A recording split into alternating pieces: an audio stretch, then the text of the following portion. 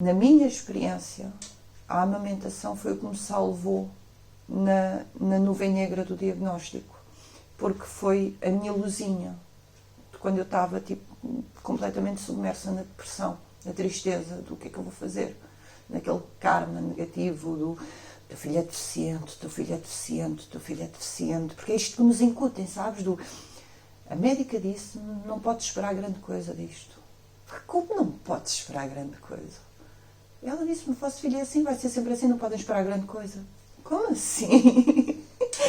Então, a amamentação foi minha luz.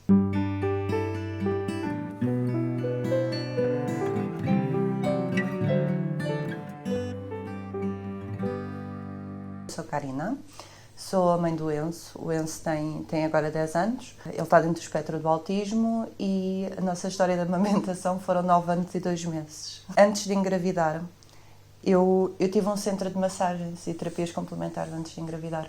E uma das pessoas que trabalhava comigo lá era doula. Na altura ainda não era doula, mas era conselheira de aleitamento materno. Então, mesmo antes da minha gravidez, eu já sabia que queria amamentar, porque eu própria fui amamentada até tarde, não tão tarde, mas penso que foi até aos 3, 4 anos. E então eu já tinha muito uma ideia que queria amamentar. Foi a Patrícia Paiva. Ela acompanhou-me durante a gravidez, eu tinha o plano de parto, tinha tudo isso já definido, sim. Eu acredito que nós batemos em tudo o que foi pontos bons e pontos menos bons. Então, a gravidez no início foi um bocadinho atribulada, porque eu tive muitas questões hormonais. O parto foi muito bom, tive um parto muito bom, tive um parto natural muito respeitado. Com uma parteira, 2 parteiras maravilhosas, fui ter o Enzo a Setúbal na altura em que ainda se fazia os partos na água. Não foi na água, mas foi um parto respeitado. Mas aí começou o início da amamentação, que é, o meu filho nasceu, veio para o meu peito, e eu nem me lembrei que tinha que amamentar. Não me lembrei, eu estava tão só a olhar para ele. Lembro-me que fomos para o quarto, o Enzo nasceu às 10h30 da noite, o Enzo dormiu a noite toda, e eu nem uma única vez o meti à mama. Não sei, eu às vezes penso nisso e penso, como é que eu não me lembrei que a criança tinha que mamar? Mas não me lembrei, e ninguém me disse nada, ninguém me avisou, olha, meto à mama, ou nada, zero. Então o Enzo só veio à mama no outro dia, alguns lá para as, 9, 10 da manhã, que foi quando alguém me perguntou se eu já lhe tinha dado mama. E eu, não dei. E foi muito difícil, porque o Enzo não fazia bem a pega, eu não sabia como é que havia de fazer, não é? Porque assim, nós podemos saber tudo na teoria, mas depois na prática não sabemos como é que devemos de pôr o bebê, o que é suposto sentirmos, e aquilo doía-me, e as enfermeiras vinham e eu dizia, mas eu não sinto ele a fazer nada, e elas diziam, mas ele está a mamar, mas o Enzo não era uma criança que chorasse muito. E depois começou a chorar, coitadinho, tinha muita fome. Eu lembro-me disso, lembro-me delas me dizerem lá que se calhar eu precisava de mamilos de silicone, ou que se calhar não tinha leite, porque eu não tive subida de leite, aquela coisa que as mães têm aliás, nada, ainda hoje. Eu não tive nada disso, eu não tive calor, eu sentia as mamas normais. E só ficámos no hospital 3 dias, porque meteu-se o fim de semana, e só houve uma vez, no tempo todo que eu estive no hospital, que eu senti que o Enzo tinha conseguido apecanhar bem a mama e senti realmente ele a sugar. E mandaram-nos para casa assim, sem ter uma amamentação consolidada, sem nada, muito perdidos. A primeira noite em casa com Enzo foi horrível, completamente horrível. E eu queria que ele mamasse, só que depois às tantas, quando estamos a dar de mamar, se a mãe estiver completamente nervosa, também não consegue pôr o bebê à mama, depois eu só chorava porque hormonas. E o Enzo chorava, e o pai do Enzo na altura dizia, mas ele está desidratado, e o menino não para de chorar, e entrámos em pânico, ligámos com o SOS Amamentação, porque a Patrícia também tinha um filho pequenino, então eu não queria estar a ligar-lhe à meia da noite. Lá nos atenderam, e Depois lembro-me que estava eu a tirar manualmente leite para um copinho de shot e dei no copinho de shot ao pequenino para ele mamar e eu a pensar, pá, porque nisto eu queria tanto amamentar que, novamente, despiste, eu não tinha um biberon, não tinha uma tetina, eu não tinha nada em casa, nada, porque nunca me passou pela cabeça que fosse precisar de leite artificial para o pequenino. Tipo, eu não tinha nada, então estava-lhe a dar com um copinho de shot ali, muito aflita. Foi o início. Foi horrível. Eu não achei que fosse conseguir sequer amamentar o meu filho os primeiros 6 meses. Eu achei mesmo que não ia acontecer. Quando eu fui à primeira consulta no centro de saúde de Coenso, pá, pelo ser visto, e não foi o teste de pezinho que isso fizeram em casa, mas a primeira consulta no centro de saúde, estava lá uma pediatra estagiária e o Enzo tinha perdido muito peso. Okay? O Enzo só recuperou o peso na nascença, já tinha 1 mês de vida, portanto foi mesmo mal. E eu dizia à pediatra que achava que o meu filho não estava a mamar, que ele não conseguia mamar, porque depois eu tinha os peitos muito gretados, já estava com mamilos de silicone porque já me doía horrores. E ela fez-me uma coisa que ainda hoje aquilo me faz confusão, que ela chegou ao pé de mim e disse, posso? E eu disse, pode. E ela meteu umas mãos na camisola, palpou umas mamas e disse, pois, não vê, isto está mole, isto não tem aqui nada. E eu, ok, certo. E a médica passou-me tipo um leite artificial para dar ao Enzo e eu desatei a chorar, porque, quer dizer, como assim não tenho nada? Eu consigo produzir leite, ok? Eu produzi uma criança, se eu produzir uma criança eu consigo produzir leite. Entretanto, liguei para a Patrícia começou a ir muitas vezes à minha casa e punhamos o Enzo numa posição e punhamos noutra, e depois consegui finalmente acertar com ele a mamar, mas com os mamilos de silicone. E aquilo era uma coisa que os mamilos de silicone eu sabia que podiam ajudar em muitas situações, mas tinham a questão de entrar muito ar, o Enzo tinha muitos gases, esforçava-se muito mais a mamar porque tinha que estar ali a puxar por uma parte que não era logo a mama, e eu queria tirar os mamilos, só que por outro lado tinha medo que se tirasse os mamilos ele não mamasse. E depois entrei num registro em que eu só dormia na sala com ele em cima de mim, porque era numa posição que eu estava garantida que se acontecesse alguma coisa eu metia logo na mama. Portanto, aqueles pânicos todos de mãe, especialmente mãe de primeira viagem, que eu acredito que isto também deve acontecer com outras, mas de primeira viagem temos sempre muitos medos. Eu lembro-me que houve uma noite que eu acordei, estava estourada, estava tão cansada e estava à procura dos mamilos de silicone e os mamilos estavam no chão e eu irritei-me e disse, o que é mais esta porcaria? Peguei no miúdo, tens que mamar, pum! E mamou. E eu pensei, ok. E mandei mensagem à Patrícia a dizer, desisti dos mamilos de silicone, o miúdo já mama. Só que nesta altura, o Enzo devia ter 1 mês e meio, realmente a minha produção de leite estava baixa. Então eu já estava a complementar com leite artificial, dava mama e dava leite artificial. E atenção, a Patrícia nisto sempre foi muito aberta comigo, sempre me disse, amamentação se tu queres muito bem, mas isto não pode ser algo mau para ti e para o teu filho, tu não podes entrar nesse karma do eu tenho que amamentar a todo o custo. Não tenho. Então andei neste registro misto até ele ter uns 3 meses. Foi quando ele começou a ganhar algum peso e a ser bebê, né? Porque isso é outra coisa. Eu nunca gostei, nunca tive grande afeição a recém-nascidos, porque eu nunca soube o que fazer com eles. Porque aquilo é um ser muito pequenino, muito dependente, então eu acho mesmo que se não fossem as hormonas ali a trabalharem, eu não digo que tinha rejeitado o meu filho, mas tinha sido tipo, o que é que eu faço com isto? E entretanto, aos 3 meses, falei novamente com a Patrícia e disse, eu quero largar o leite artificial, eu estou farta de leite artificial, eu já me sinto mais confiante na amamentação, sim, porque passei por aquela fase também eu não ia a lado nenhum porque tinha que amamentar em casa, porque fora de casa tudo me deixava. Então eu ia com horas contadas, queria ir a um sítio que só podia demorar 1h30, porque o Enzo mamava mais ou menos 2 em 2. Foi muito stress, fora os bitites, sabes, que só via de fora, que era que o menino chora porque tem fome, que ele está muito magrinho porque passa fome e estás a fazer o teu filho passar fome.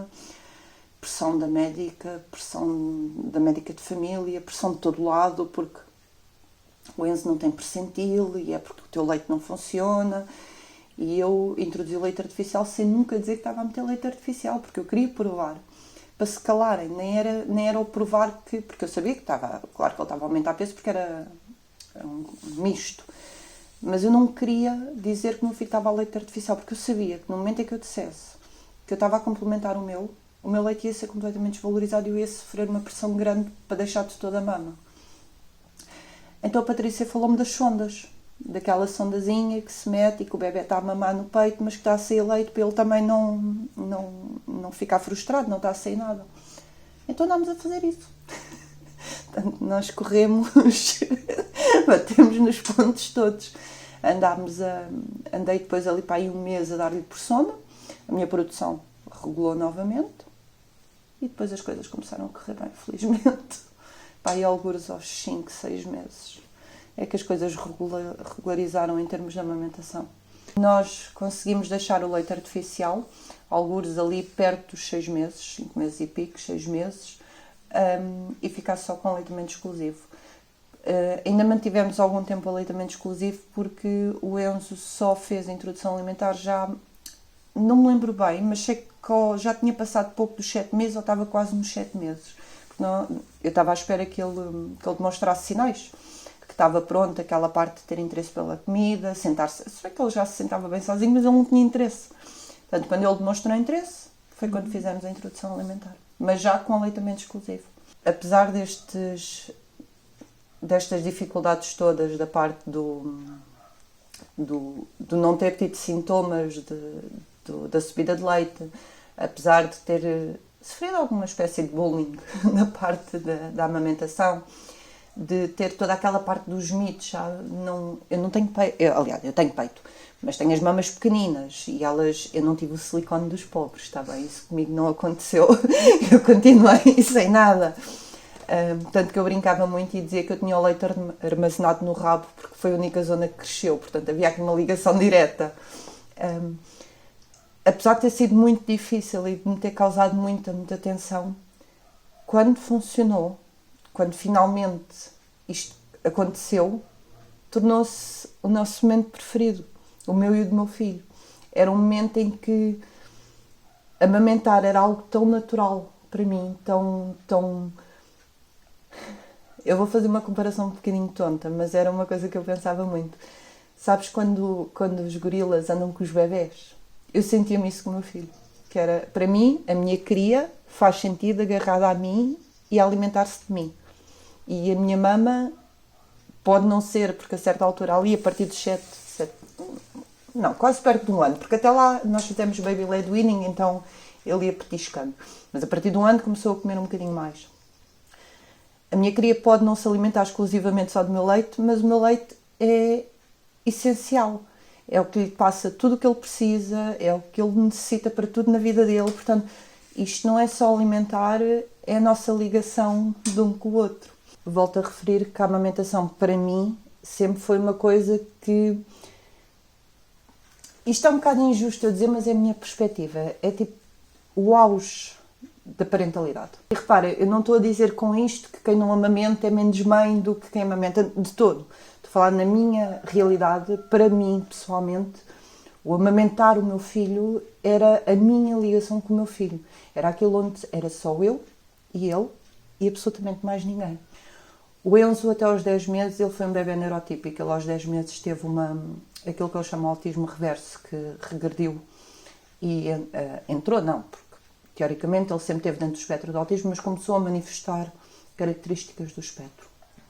E começou a não reagir ao nome, começou a não olhar nos olhos, começou a ter muitas questões sensoriais.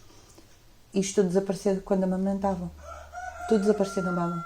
O meu filho, na minha mama, ele olhava-me nos olhos, ele estabelecia contacto comigo.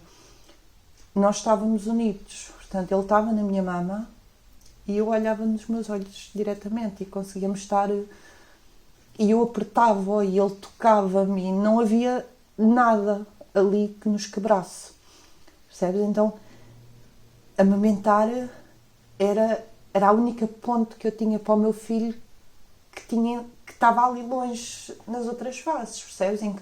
Imagina, nós íamos ao parque E tu esperas que uma criança de 1 ano e meio te venha mostrar coisas, que venha falar contigo, que esteja mãe. O meu filho sentava-se no chão a tirar pedras. E eu dizia Enzo, e o Enzo nada. Zero, eu não existia. Mas quando eu pegava nele e ele mamava, estava tudo bem. Estávamos ali. Percebes? Ele tocava-me na cara, ele sincronizava-me o rádio na outra, que era uma coisa que me deixava super irritada. Nós conseguíamos. E sempre que eu lhe dizia, Enzo, queres maminha? Ele vinha. Portanto, aquilo era definitivamente a nossa ponte. Posso-te dizer que, se não foi a primeira, foi a segunda palavra do meu filho, foi Bimbi. Bimbi é mama, é a maminha dele. Portanto, é o auge do quanto a amamentação era tão importante para nós e tão fulcral, porque a mama, este ato de amamentar, foi a base da nossa casa, sabes? Foi aquilo que eu consegui criar com o Enzo e termos os dois de maneira ao Enzo nunca se perder, nunca perder a ligação ou desviar-se para outros campos. Ele teve sempre aquela coisa de se manter ligado a mim, porque nós tínhamos aqui um elo muito forte os dois. Se foi fácil? Não, foi um inferno, porque quando o Enzo teve o diagnóstico e nós fomos fazer a avaliação no Centro de Desenvolvimento, eu tive a psicóloga que ficou muito chocada, porque o Enzo foi diagnosticado com 2 anos e meio. Apesar dele, claramente, já era autista antes, mas há muita dificuldade em oficializar um diagnóstico. Enfim, como se um diagnóstico fosse uma espécie de um selo, sabes? Não diagnosticam, e eu não compreendo, mas é o que é. Nós estávamos no Centro de Desenvolvimento e, apesar de eu saber que o meu filho era autista, como deves calcular, receber um diagnóstico oficial nós estamos sempre à espera até o último momento que aquilo não seja verdade, que seja tudo fruto da nossa cabeça.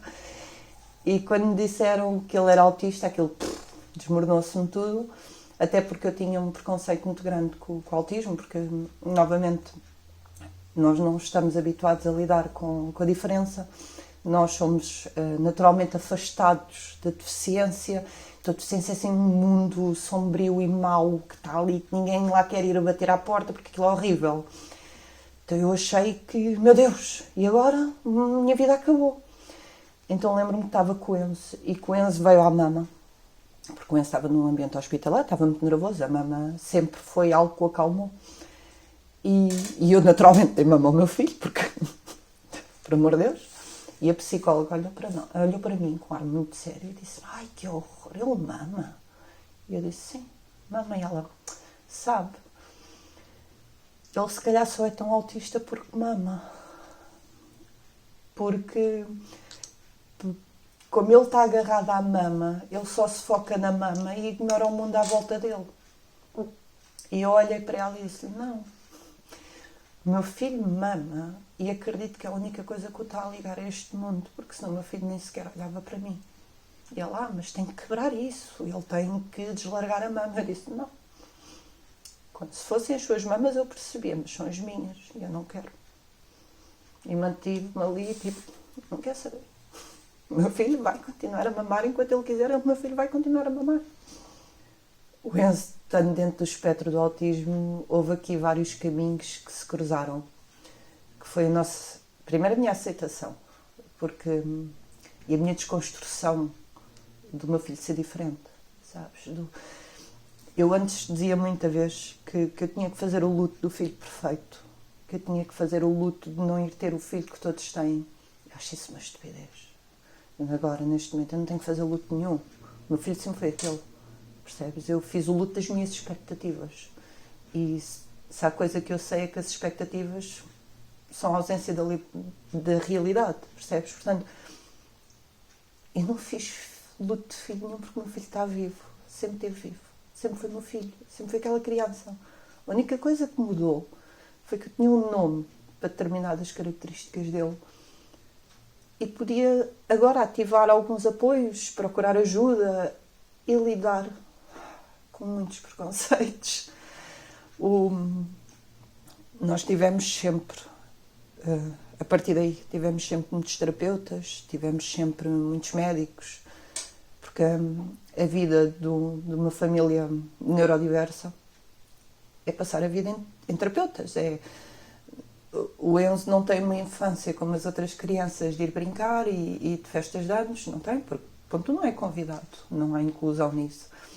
Eu não vivo a minha parentalidade, porque a minha parentalidade é proteger os direitos do meu filho e procurar técnicos e procurar quem nos ajude. E posso dizer que nestes anos, à medida que o Enzo ia crescendo, ia ficando mais difícil. Muito mais difícil. Mas a minha tiragem de escolha de profissionais era: ok, tens problemas com a amamentação, então não serves para a minha família. Independentemente de me dizerem que ele era o melhor no autismo, ou que era muito bom em integração sensorial, ou que era um excelente terapeuta, tens problemas com a amamentação, não serves para a minha família. Porque ouvi muita vez que eu estava a criar um miúdo, porque a amamentação prolongada cria dependência emocional nas crianças e que, portanto, eu, sendo meu filho autista, ainda estava a fazer com que ele nunca sequer fosse só ser uma pessoa minimamente autónoma, porque ainda o estava a atrasar mais, porque chegaram a acusar-me que eu queria criar o meu filho como um ser totalmente deficiente, porque se ele já tinha dificuldade eu a amamentá-lo, ele iria sentir que era um bebê para sempre, percebes? Que o facto de eu o amamentar que era errado porque eu estava a tornar um bebê, não o deixava crescer. E isto a juntar com o facto de eu fazer com o sleeping com o meu filho. Eu só pensei, pá, desamparem. Tipo, é o nosso núcleo. Eu separei-me do pai do meu filho já há 6 ou 7 anos e o pai dele sempre nos apoiou na amamentação. Percebes? Portanto, a minha lógica e a minha família depois também. Ou seja, passando aquela fase inicial em que eu percebo, todos tinham medo que o menino passasse fome. Fora isso, nunca ninguém da minha família me disse o que quer que fosse o meu filho ser amamentado. Tivesse 7, tivesse 8, tivesse 9. Ninguém me dizia nada, dizia: o menino está nervoso, dá-lhe mama. Tipo, isto. Eu e o Enzo, em contexto familiar nosso, nós incutimos a amamentação como algo totalmente natural, como algo que faz parte, como algo que deve continuar. O mesmo não se diz de tudo à volta. Os amigos, felizmente os amigos mais próximos, riam-se muito e brincavam. Tenho uma amiga minha que me dizia que eu não era mãe do Enzo, era o seu frigorífico ambulante, e por isso é que ele gostava tanto de mim. De outra forma, ele não podia gostar tanto de mim. Mas, sem ser este núcleo muito restrito de pessoas, nós ouvimos coisas horríveis. Ouvimos coisas muito, muito más mesmo. As piores começámos a ouvi-las quando o Enzo, a partir dos 5 anos, quando a coisa começou a ser muito má. Muito má. Eu acredito no respeito pelos outros. E eu acredito piamente que cada um de nós faz o melhor que consegue por si e pelos seus. E se eu estou na rua e não me intrometo nas decisões pessoais de cada pessoa, eu não admito que o façam comigo. Eu não adapto aquilo que eu acho que não está errado em prol da sociedade. Portanto, se tu me perguntares se eu, com o meu filho com 6, 7 anos, se eu amamentava à porta da escola primária, eu digo-te que sim. Que até o meu filho estar no 3º ano, portanto, o ano passado, meu filho saía da escola e sacava-me da mama à entrada da escola, à frente de toda a gente, inclusive dos amigos, e mamava. E eu fazia com toda a naturalidade. E lembro-me de algumas crianças olharem e dizer: ele ainda mama? Eu disse: sim, também queres? E eu tive meninos que me disseram: eu tenho saudades. E eu pensar: está tudo bem. As crianças, tipo, mas ele não é um bebê. E eu: então e só os bebés é que mamam? E elas: não, ele mama. E eu: exato. As crianças também mamam. Está tudo bem. Podes criticar, mas não criticas uma criança. Tu não vais desvalorizar o meu filho porque ele mama. Então, coisas que dizem: tu estás tão crescido e agarrado à mama da tua mãe, não tens vergonha? Eu senti a necessidade de dizer: não, meu filho não tem vergonha, eu sei que devia ter vergonha. Estar a fazer pressão de uma criança. Tipo, começámos a ser mesmo demasiado pressionados por todo lado por ele mamar. Eu pensei que ao fazer ao termos esta postura em frente à escola, que isso pudesse excluí-lo ainda mais na própria escola, sendo que, volto a reforçar, o Enzo é uma criança excluída. Mas depois pensei, as coisas não mudam se nós não nos mostrarmos. E isso é a coisa que eu me orgulho, e tenho mesmo muito orgulho, é na força do meu filho. O meu filho é um miúdo que, felizmente, ele é muito amado. E ele sabe que nada o abala. Ele é um miúdo muito forte. E eu pensei, vamos aproveitar isto. O facto não é... E repara, nós não o fizemos no sentido de nos exibirmos. No sentido de eu não ia oferecer mama. Aliás, eu deixei de oferecer mama a algures, tipo, aos 2 anos. Mas eu não ia negar. Okay? Portanto, se o Enzo pedisse, mamava. Se o Enzo não pedisse, não mamava. E eu pensei, vamos aproveitar isto para desconstruir. Vamos desconstruir este mito. Vamos, se conseguirmos que pelo menos as crianças entendam que isto não tem nada de errado, tudo certo. Estas crianças um dia vão ser pais. Vamos aqui, devagarinho, normalizar uma coisa que para mim fazia sentido ser normalizada. Por isso, não, ele não foi de todo... Ele foi excluído por muitos motivos, não foi por ter sido amamentado em público. O desmame do Enzo vai fazer agora em dia 15 de janeiro, um ano, que foi a última vez que eu lhe dei de mamar. Eu já, algures ali aos 8 anos do Enzo, eu comecei a ficar muito cansada de amamentar. Já era algo que já me cansava, sabes? Porque amamentar uma criança de 8 anos já é... Porque incluía tipo, todo o contexto de aproximação, de colo, de pega nele, e tipo, pegar numa criatura já grande, é tipo, anda lá a mamar. Cabeça do miúdo, quer dizer, já é... E eu estava mesmo cansada e pedi ajuda para o desmame, porque eu sempre achei que a certa altura as crianças desmamam. Vamos pôr só esta parte da parte das crianças, está bem? Não da parte das mães. Eu sempre achei que as crianças desmamam quando estão prontas para desmamar. Ponto. Quando realmente a mama já não tem nada, já está tudo estabelecido. Só que eu já estava mesmo muito cansada. Só que, como é que tu pedes ajuda para fazer um desmame de uma criança neurodivergente? Eu não encontrei ajuda, porque... Repara, o meu filho tem distúrbios sensoriais, tem hipossensibilidades e hipersensibilidades, tem tantas características e a mama regulava. A mama era o seu ponto de autorregulação e tem seletividade alimentar severa, portanto eu garantia ali que pouco ou muito nutrientes entravam, que se o meu filho tivesse a ter um meltdown, eu metia a mama e o meltdown regulava. Portanto, era aqui algo de muita proteção para ele, que ele precisava daquilo, para ele próprio, para ele... Como é que eu ia te explicar? Já não era só a nossa ligação, já era tipo algo que ele necessitava enquanto estivesse a gerir os seus próprios conflitos. Então, quando a Patrícia aconselhou-me, porque ela própria disse-me que não tinha experiência, que não sabia como é que me conseguia ajudar, aconselhou-me uma ou outra CAM brasileiras que têm mais... O núcleo é maior, tem mais experiência.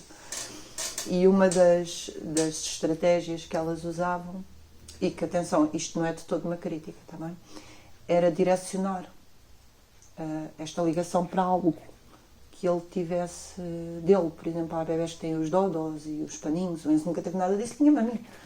Desculpa. E quando ela me mostrou a estratégia, eu olhei e pensei, isto não faz sentido.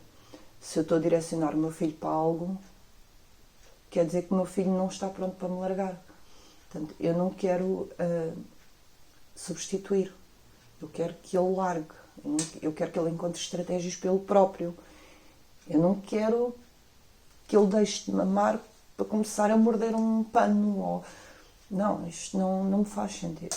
Então procurei a minha segunda abordagem, que foi, falei com a Associação Voz de Autistas, Voz de Autistas, é uma associação criada por autistas em Portugal, em que os próprios autistas fazem parte da associação. Faz todo sentido, do meu ponto de vista.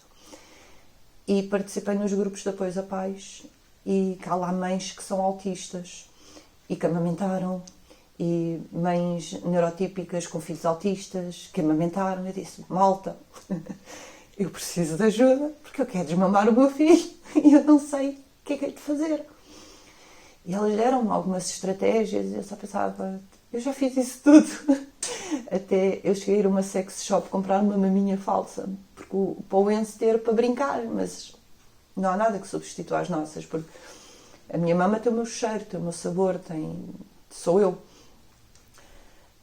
Procurei, falei, elas ajudaram-me imenso a vários níveis e até que eu pensei, pá, eu desisto.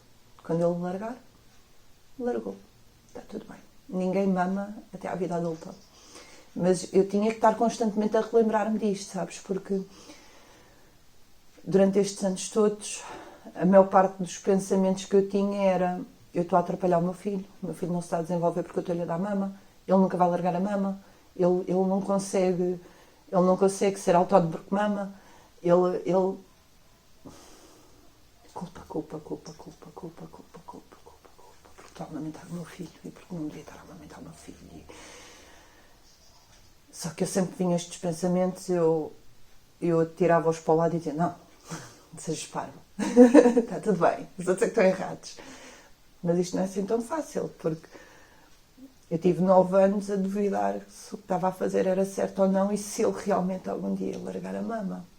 E depois pensava, mas existem pessoas com deficiência adultas que têm uma idade mental de 2, 3 anos. Isso é o caso do meu filho. Tipo, se ele tiver uma idade mental de 2, 3 anos, ele não vai largar a mama. É adulto, não vai. Porque é a idade mental dele. Mas depois olhava para o Enzo e pensava, pá, não. Tu estás a evoluir de outra forma, de uma forma num tempo diferente, mas tu estás a evoluir. E lembrava-me muito da frase que uma amiga minha me disse, a Bárbara, quando eu tive o diagnóstico do Enzo, em que, novamente foi pesado, em que a filha dela também está dentro do espectro do autismo, e ela disse-me, Karina, pensa assim, enquanto as crianças e as famílias, as crianças típicas vão pela autoestrada, nós vamos pela Nacional a ver o mar, mas nós também lá chegamos, querida. Demoramos mais, fazemos muitas pausas, fazemos piqueniques, temos estradas com buracos, mas olha, conhecemos muito mais gente, estamos muito mais tempo com os nossos filhos, vemos-los a crescer de uma forma distinta, mas chegamos na mesma ao final do caminho, portanto, não tenhas pressa. Eu pensava nisso, eu pensava, ok, nós estamos a fazer o nosso caminho, lento, muito lento, com o seu tempo, mas nós estamos a fazer o nosso caminho e o meu filho há de estar preparado para largar a mama. Falei com ele e disse-lhe, a partir de agora Mimi não há na rua, a mama só dá Mimi à noite, para dormirmos. E o Enzo entendeu que a Mimi era à noite. Durante o último ano e meio ele só mamava já à noite, porque a pressão da rua começou mesmo a ser insuportável. Há um limite até onde nós conseguimos aguentar da pressão de amamentar uma criança grande na rua, e eu já não estava a conseguir. Já tinha muitos desafios em lidar com a neurodivergência do meu filho e com a inclusão dele na sociedade no geral. Eu tive que escolher as minhas batalhas e não podia já estar a lutar pelo facto de, ok, tenho um filho diferente, tenho um filho que eu quero incluí-lo e não lhe posso dar mama na rua porque ninguém vai perceber. O Enzo criava o mamar como um ato de amor. Era uma forma que ele tinha de mostrar amor. Ele chegou a mamar nas mamas de uma amiga minha na altura, que partilhámos os filhos, que ela também amamentou o pai até aos 4 anos. Então teve imensa piada. Temos fotos das duas a dar mama e putos trocados. E no verão passado, não foi este, foi o anterior, a minha avó, portanto a bisavó do meu filho, veio cá passar uns dias cá a casa. E o Enzo, num dos momentos de mimim com ela, mamou nas mamas dela. E a minha avó, pá, brilhou-lhe os olhos, sabes? Tipo, ele está a mamar nas minhas maminhas. E eu até tirei uma fotografia e ela, filha, ele está a mamar nas minhas maminhas. E eu disse, vó, tu estás a dar mama ao teu bisneto. Isto não acontece em lado nenhum. E ela, tipo, muito orgulhosa, sabes? Tipo, eu dei mama aos 85 anos. Tipo, e o Enzo já estava com outra maturidade, já estava um menino crescido. E houve, em janeiro, eu falei com ele e disse-lhe, olha filho, eu acho que tu já estás pronto para dizer adeus à Bimbi. Eu acho que a Bimbi está aqui, a Bimbi vai estar sempre aqui, mas eu acho que tu já estás um crescido e que já não precisas da Bimbi, não achas? E ele olhava para mim e dizia, Bimbi? Eu, sim, amor, eu acho que tu já não precisas da Bimbi, mas tu dizes à mãe o que é que tu achas. E começámos assim o início de janeiro, que ele vinha à Bimbi. E eu também não sabia como é que eu havia de adormecer sem ser na Bimbi, atenção, porque eu nunca adormeci o meu filho de outra maneira, não sabia. Eu não fazia ideia como é que havia de ser mãe sem dar mama, tipo, o que é que se faz? E no dia 15, eu virei-me para ele e disse-lhe, Enzo, eu acho que hoje é um bom dia para ser o último dia da Bimbi. Portanto, podes mamar e no fim dás um beijinho à Bimbi e dizes adeus, porque já chega. Ele mamou, deu-me um beijinho à Bimbi e disse adeus. O meu filho fala as palavras que diz açoriano, diz adeus. Tapou-me, virou-se para o outro lado e dormiu. Eu pensei, ok. Eu virei para o outro lado e dormi. Eu pensei, ok. E posso dizer que as 3 semanas a seguir era eu naquela do vais mamar? E ele pedia-me a dizer, tu mas não disseste adeus à Bimbi? Ele tapava, dizia adeus. E dormia eu. Certo. E foi só isto. Foi tão simples como isto. Foi meu filho que disse adeus à Bimbi e acabou. Depois neste ano, houve uma vez que ele me pediu mama. Pediu mesmo. E eu percebi que ele estava... Foi uma fase que nós tivemos muito difícil. E eu percebi que ele estava mesmo a precisar da mama.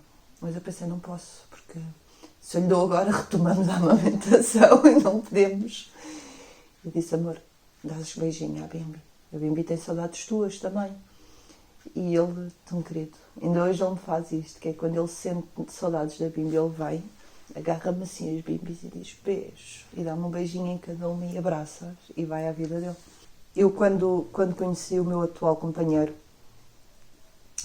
eu disse-lhe, olha, eu tenho um filho de 5 anos que ele mama. E ele olha para mim e disse, ok.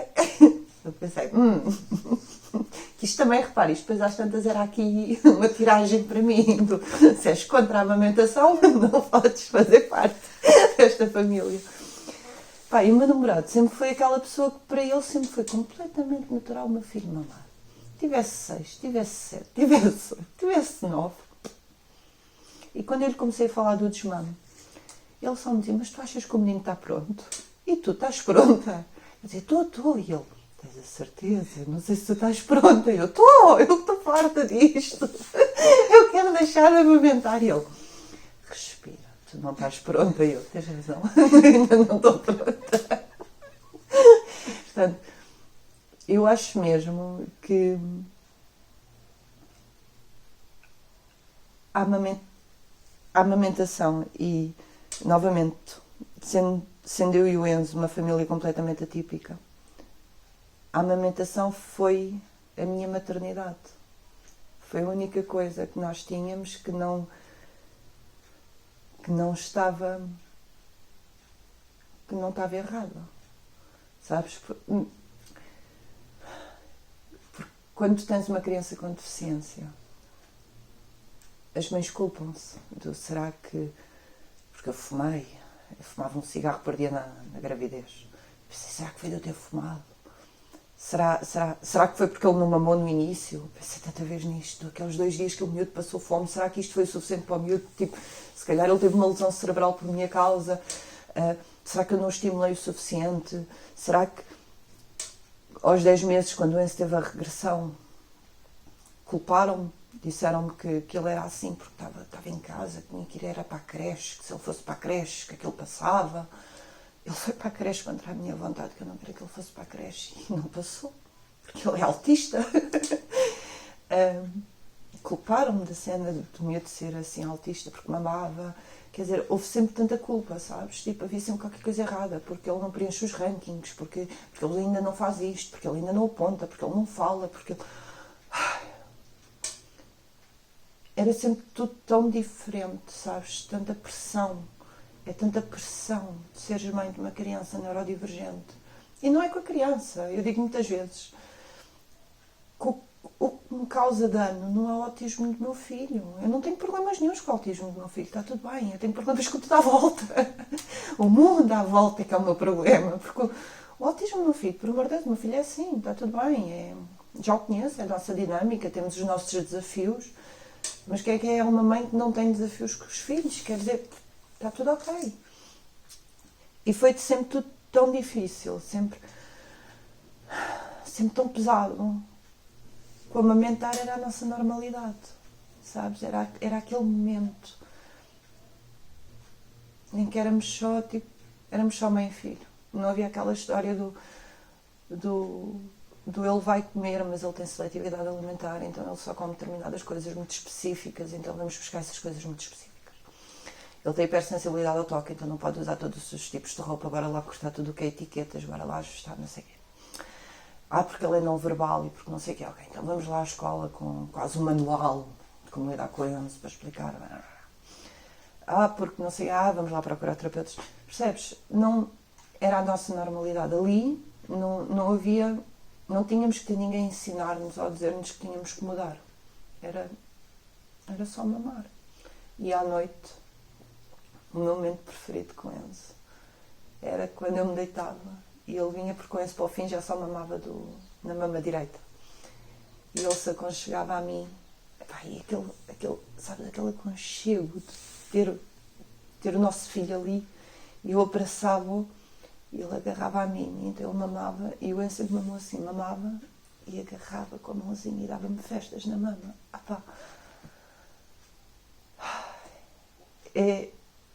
Eu tenho muitas saudades de amamentar porque foram 9 anos.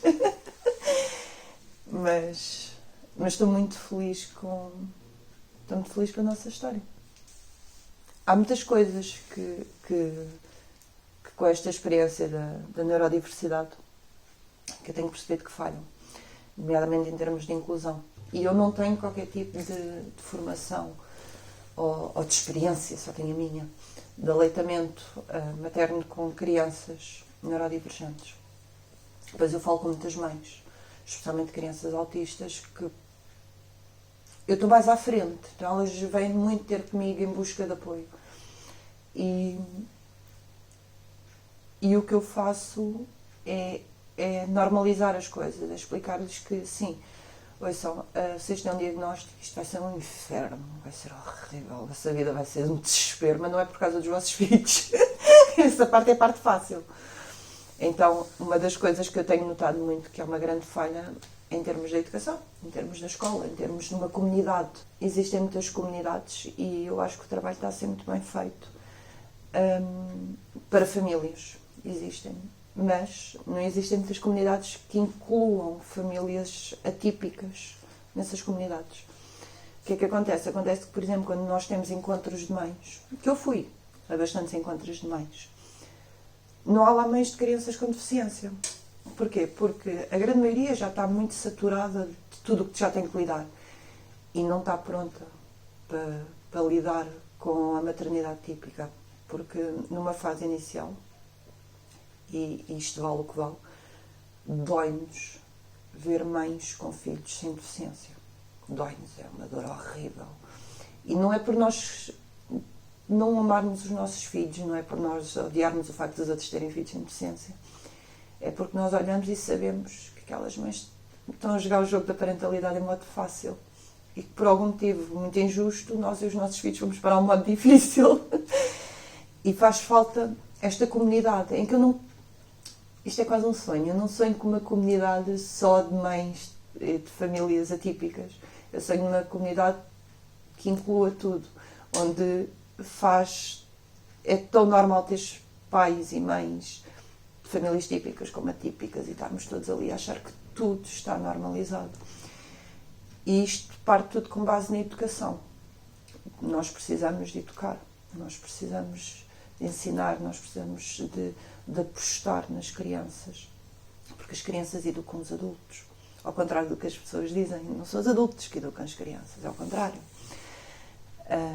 Então, eu e uma amiga, a Dânia, estamos a avançar com um projeto em que vamos abrir uma escola, em que temos como parceiros o Open Learning School, em que eles vão ser nossos parceiros na metodologia, porque é uma metodologia que segue a do José Pacheco, da Escola da Ponte, e do projeto Âncora, que já há no Brasil, que é um modelo de aprendizagem que faz sentido, é uma escola do século XXI, que faz sentido no contexto de criança, de aprendizagem às crianças, mas que nós a queremos criar inclusiva, que seja uma escola não só das crianças, mas que seja uma escola da comunidade, onde estejamos todos ali e cresçamos e possamos crescer com a normalização da diferença, que é porque nós temos que normalizar a diferença. Vamos ver se conseguimos abrir em setembro, com muita fé, mas andamos ainda em busca de investidores e porque, reparem, isto é um sonho das mães, que é, nós não queremos um negócio, nós não queremos ser ricas, nós queremos uma sociedade mais inclusiva, nós queremos que tudo isto, nós queremos que seja natural. Quantas mais mães há, exatamente na mesma posição que eu, com outras questões, pode não ser deficiência, pode ser depressões, em que a amamentação é a nossa boia salva-vidas, percebes? E nós termos tipo o nosso tesouro ali, que é o nosso filho, a nossa ligação, e estarmos constantemente a sermos atacadas, não faz sentido. E isto também se muda na escola. O amamentar, o crescer, a parentalidade com apego, são coisas que têm que ser ensinadas na escola.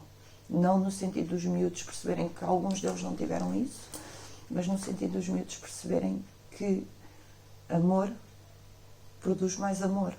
E a sociedade só se torna uma sociedade melhor se nós nos respeitarmos e nos amarmos uns aos outros. Que isto tem que fazer parte de um currículo. Tudo isto tem que ser normalizado. E nós queremos e acreditamos que conseguimos criar uma escola assim, não no sentido de ser uma escola única, mas no sentido de podermos olhar para o sistema e dizermos, estão a ver, isto é possível. Portanto, nós, sem bases, sem dinheiro próprio, porque nós não temos capitais próprios, nós gastamos tudo o que temos nas terapias.